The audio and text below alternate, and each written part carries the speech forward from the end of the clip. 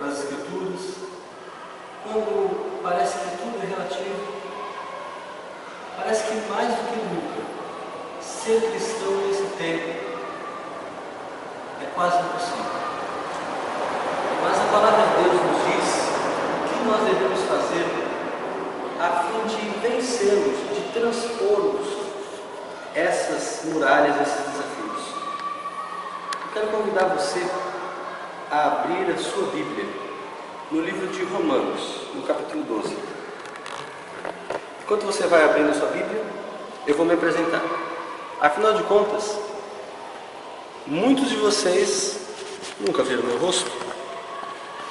Eu sou o pastor Douglas Reis, dirijo o blog Questão de Confiança. Sou amigo do Denis Cruz, que já teve a oportunidade de falar a vocês. Também sou amigo de outros blogueiros adventistas e tive a oportunidade de escrever, no ano de 2010, um livro pela Casa Publicadora, o livro Paixão Cega. Esse tema que eu vou compartilhar faz parte de um dos capítulos. Romanos 12 sempre me impressionou. E a verdade é que esse texto ele tem uma conexão com alguns outros do Novo Testamento, inclusive com um texto que está em Efésios capítulo 4. Quando eu descobri essa conexão, eu pensei, nossa, eu descobri a América. Até que finalmente um dia, e a vida tem dessas coisas, eu me dei conta de que Calvino, em pleno século XVI, já tinha feito a mesma conexão. Na verdade, eu fui plagiado com antecedência. Quase 5 séculos antes ele já tinha feito a conexão. Mas enfim, se ele percebeu, é porque realmente essa conexão ela é real. Você pode conferir depois, embora o nosso objetivo aqui seja tratar apenas desse texto. Vamos ler Romanos 12, verso 2. O texto diz assim, eu vou ler na Nova Versão Internacional. Não se amoldem ao padrão deste mundo, mas transformem-se pela renovação da sua mente, para que sejam capazes de experimentar e comprovar a boa, agradável e perfeita vontade de Deus. Eu quero dividir de uma forma mais didática esse texto em 3 partes, 3 ensinamentos para que a palavra de Deus fique mais fácil de ser assimilada. Na verdade, esses 3 ensinamentos eles são originários do texto, você vai poder conferir. A primeira coisa que o apóstolo Paulo fala aqui nesse texto, em Romanos 12, verso 2, é que existe um padrão. Esse padrão ele chama de mundo. É importante que a gente saiba que quando a Bíblia fala de mundo, ela não está se referindo ao globo terrestre. Mundo não quer dizer planeta Terra, não quer dizer pessoas. Deus não é contra o mundo nesse sentido, porque a mesma palavra nos diz em João 13,6, um texto bastante conhecido da Bíblia, Deus amou o mundo de tal maneira que deu o seu Filho unigênito para que todo aquele que nele crê não morra, mas tenha a vida eterna. Deus amou o mundo, Deus ama as pessoas, Deus se preocupa com elas. Mas quando a Bíblia usa mundo no sentido negativo, por exemplo, naqueles textos que dizem que nós não somos desse mundo, não devemos pensar como esse mundo, não devemos amar o mundo. Quando a Bíblia usa o termo mundo nesse sentido, é uma outra palavra na língua original. E a ideia aqui é a filosofia, o sistema de coisas, o pensamento que é contrário a Deus. Esse é o mundo. Esse mundo, ele cria um padrão. E as pessoas vão se amoldando a esse mundo. Mas como? Como elas se tornam, entre aspas, do mundo? É muito simples. Elas convivem com pessoas não cristãs no trabalho, com ideias não cristãs na universidade. Elas estão expostas a temas que são contrários àquilo que nós cremos através de programas de televisão, através de bate-papo na internet. Então toda a nossa convivência no mundo que não crê em Deus muitas vezes nos leva a assumir algumas posturas que são diferentes dos planos que Deus tem para nós. Isso é muito prático. E geralmente, quando nós nos vemos nessa situação, nós usamos algumas escusas. Por exemplo, olha, eu até poderia ajudar aquela pessoa, mas isso não é parte da política da empresa. olha, eu até faria diferente, mas o meu orientador de tese, ele diz que eu tenho que pensar dessa forma. E assim nós vamos arrumando algumas desculpas para parecer com aquelas pessoas que não são cristãs, agir como elas e tratar isso como se fosse algo normal. Infelizmente, essa normalidade é que nos vai afastando de Deus. Então, a primeira coisa que o apóstolo Paulo diz para mim e para você é para que nós não nos amoldemos. Ele chama o mundo de algo que tem a capacidade, a habilidade de nos moldar. A minha mãe, quando eu era pequeno, ela tinha algumas formas de plástico onde ela derretia o chocolate e essas formas serviam depois para que o chocolate endurecesse e ficasse com a forma. A forma, obviamente, tem esse objetivo: dar formato de alguma coisa a alguma substância. O mundo faz isso. Ele vai nos moldando, ele vai nos tornando mais semelhantes a um padrão que é oposto ao padrão que existe da palavra de Deus.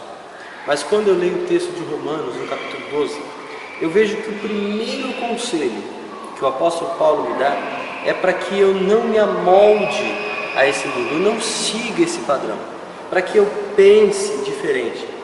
E a batalha, ela começa justamente na minha mente, ela começa justamente naquilo que envolve as minhas emoções, o meu raciocínio. E a segunda coisa que o apóstolo Paulo diz é que depois de não aceitar esse padrão, eu devo fazer um upgrade, eu devo renovar, devo restaurar justamente a minha mente. Como é que eu restauro a mente? Como é que eu permito que esse tão sensível órgão, esse tão sensível mecanismo esteja em contato com Deus? Ora, é muito simples. Eu devo então agora me aproximar da vontade de Deus. Eu devo usar a minha mente para pensar aquilo que Deus pensa, para querer aquilo que Deus quer. Isso só é possível quando eu permito que Deus direcione meus pensamentos. Bom, isso pode parecer assim, muito vago, muito filosófico, algo não muito prático. E você pode terminar de ouvir isso e pensar: legal, mas o que fica para mim? Como é que eu chego nesse estágio na prática? Existem algumas ações concretas que nos direcionam para isso. A primeira delas, eu tenho que ler a minha Bíblia. É prioritário que eu faça isso a cada dia. Se eu não ler a minha Bíblia, eu não vou permitir que Deus me influencie. A segunda coisa está relacionada com a leitura da Bíblia é a oração. A oração, ela tem que ser praticada. Se eu não me envolvo num programa de oração e apenas fico repetindo orações que eu aprendi, orando antes do jejum, no almoço ou no jantar, se apenas essa é a minha vida de oração, então algo precisa mudar, algo precisa se reavivar, algo precisa experimentar uma mudança. Mas eu quero conduzir você agora para a última coisa que o apóstolo Paulo diz aqui. Vamos relembrar as duas primeiras.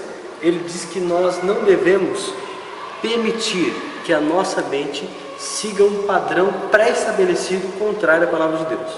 Não devemos nos amoldar. Essa é a primeira coisa.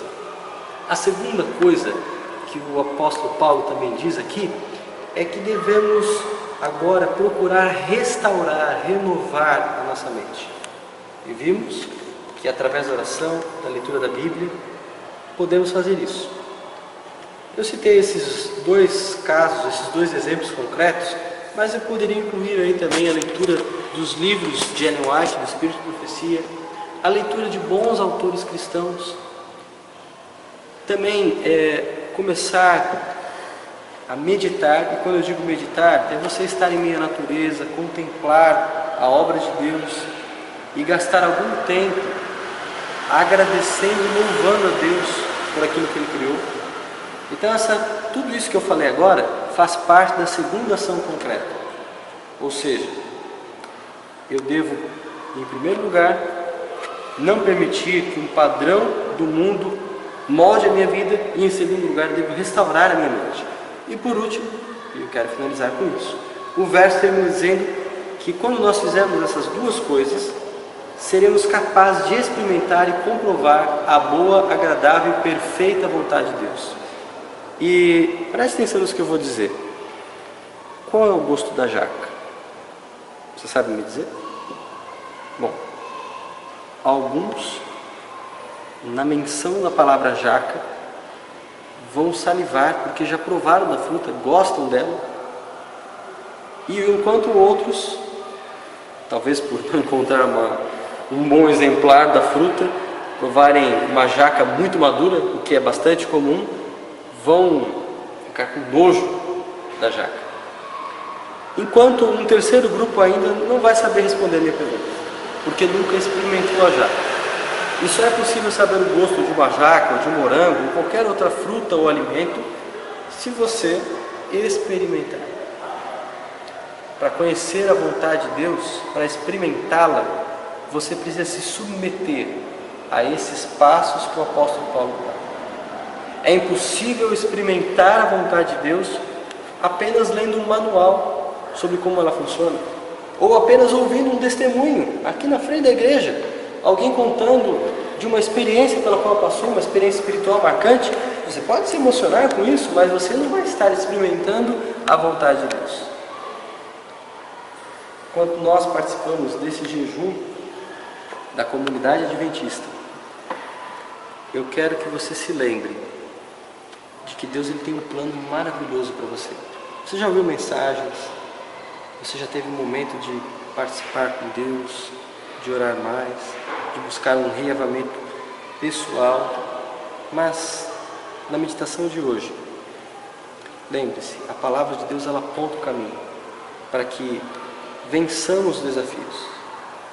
Nós começamos falando dos desafios de ser cristão nessa época, mas embora seja uma época difícil, os desafios eles não são tão diferentes que outros cristãos de épocas passadas enfrentaram. E a forma de vencer os desafios também não é diferente.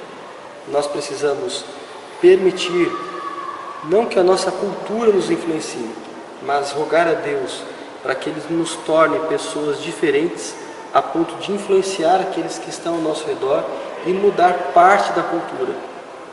Satanás, ele quer ganhar terreno na cultura.